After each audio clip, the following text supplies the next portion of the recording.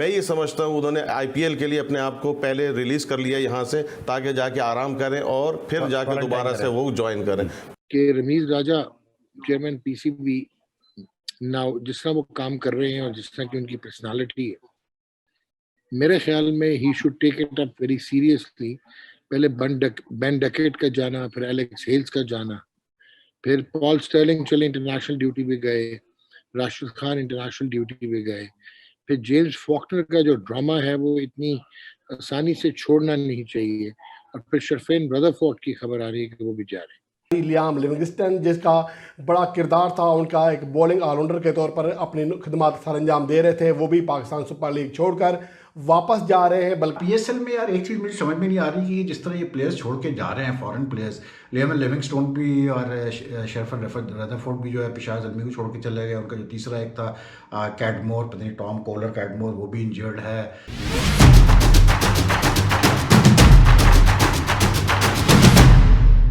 जय हिंद दोस्तों, मैं हूं कीर्ति और आप सभी को हमारे चैनल पर स्वागत है। तो दोस्तों, आप जानते हैं कुछ ही दिन पहले पीएसएल से कुछ बड़े नाम आउट हो गए थे, जिसमें एलेक्स हेल्स, फिर जेम्स फॉकनर तो कैसे छोड़ के गए और विवाद कितना बड़ा ये आप जानते हैं। फिर शेल्डन रदरफोर्ड वो भी छोड़ के चले गए थे, फिर पॉल स्टेलिंग भी छोड़कर चले गए थे। फिर अब एक बड़ा नाम आ रहा है, वो है लियाम लिविंगस्टोन, वो भी छोड़ के पीएसएल को चले गए हैं। हालांकि उनका रीजन है वो इंजर्ड थे इसलिए चले गए, लेकिन वो इतना ज़्यादा भी इंजर्ड नहीं थे।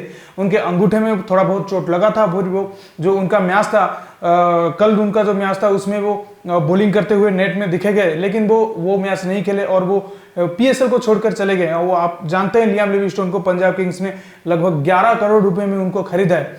और पाकिस्तान मीडिया का यही कहना है कि ये आईपीएल के लिए अपने को प्रिपेयर करना चाहते हैं, इसलिए ये सब प्लेयर पीएसएल छोड़कर चले गए हैं। और ये तो पाक मीडिया को तो बहुत बड़ा झटका लग गया है, क्योंकि बड़े बड़े नाम अब आउट हो रहे हैं। अब ये जो लीग तो खत्म हो गया, पीएसएल का अब प्लेऑफ होने वाला है, तो इसमें बड़ा नाम कोई देखने को नहीं मिलेगा। मतलब प्लेऑफ तो पूरी तरह से फ्लॉप होगा, ये आप समझ सकते हैं। तो आइए इस वीडियो में देखते हैं कि पाकिस्तान मीडिया का इसको लेकर क्या कहना है। अगर वीडियो अच्छा लगा तो वीडियो को जरूर लाइक कर देना और चैनल को सब्सक्राइब करके ऑल बटन जरूर दबा दीजिए। और मैं रुकता हूँ, आप वीडियो एंजॉय करिए।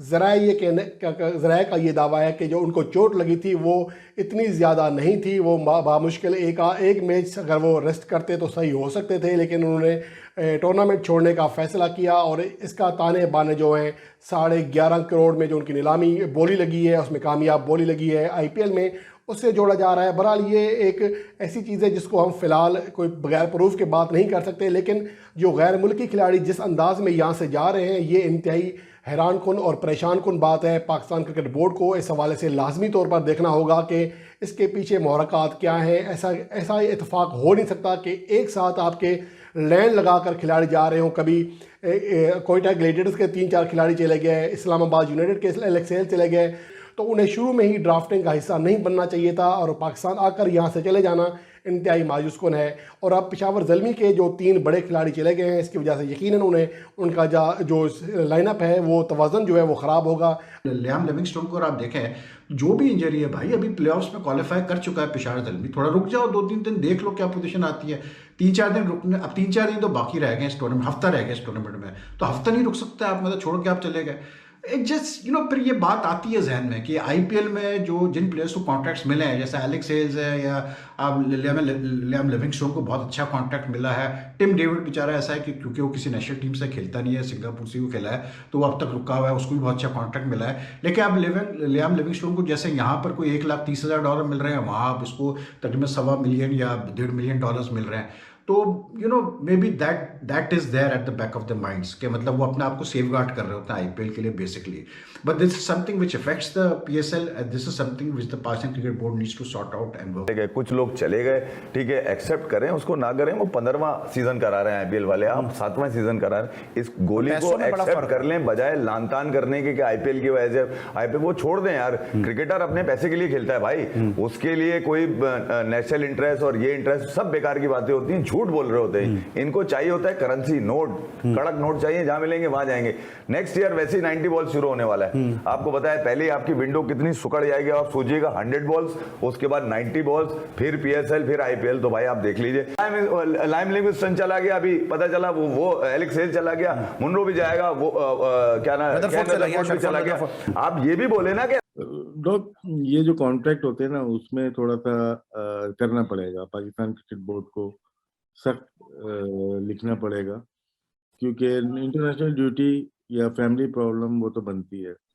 अननोन रीजन के ऊपर चले जाना वो मेरे ख्याल से उस प्लेयर के लिए भी ठीक नहीं है, और अगर इस तरह से रहा तो शायद इनके ऐसे प्लेयर को ब्लैकलिस्ट कर देना चाहिए, कम से कम पीएसएल तो कर दे। है बाकी प्लेयर्स का, फॉरेन प्लेयर्स का। जब से ऑक्शन हुआ है तो इनको बबल फटीग भी याद आ गई, इन्हें फैमिलीज भी याद आ गई। तो this has to be taken seriously. लेकिन यहाँ पे पीएसएल थोड़ा सा कॉम्प्रोमाइज्ड होता है, क्योंकि आपके पास टीयर ए के प्लेयर्स आते नहीं, और टीयर बी जो है $1,30,000 तक जो आप अफोर्ड करते हैं पर प्लेयर, वो जो आते हैं वो बात बनती नहीं। बगैर किसी वजह के सिर्फ ये बोल देना रदरफोर्ड चले गए, रदरफोर्ड, वो भी ये सब लोग जहन में रखें आईपीएल शुरू होने वाली है, ये अपने आप को अर्ली रिलीज करके थोड़ा आराम करेंगे, क्योंकि इनको 1-1.5 महीना फिर जाके वहां पर इसी बबल में रहना। बहुत दफा कर चुके हैं, क्योंकि पहले पीएसएल से उठा के देखें 7वां पीएसएल आ गया, इसी तरह आपके फॉरेन प्लेयर्स छोड़ के चले गए बीच में।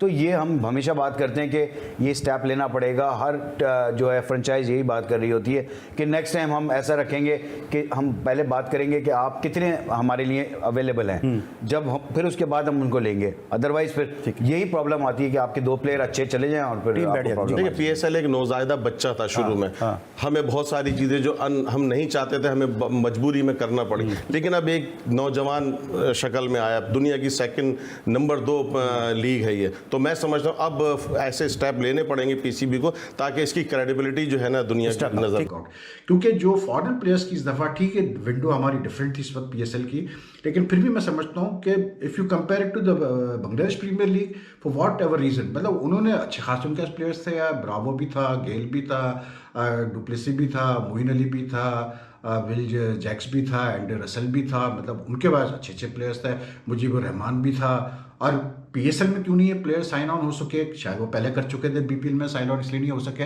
लेकिन इसलिए मैं कह रहा हूँ कि अब जब भी पीएसएल नेक्स्ट होता है तो इस पे फॉरेन प्लेयर्स की साइनिंग पे बहुत ज़्यादा जोर देना पड़ेगा, और देखना पड़ेगा कि जब ये साइन ऑन करते हैं तो इस तरह छोड़ के टूर्नामेंट के बीच में ना आ जाएगा। ऑलरेडी देखो ना इस्लामाबाद यूनाइटेड का हाल बुरा हुआ है, मतलब उनका कॉलिन मनरो का फ्रैक्चर हो गया, वो बाहर हो गया, शादाब का पता नहीं है, तो किरकिरा हो जाता है मज़ा।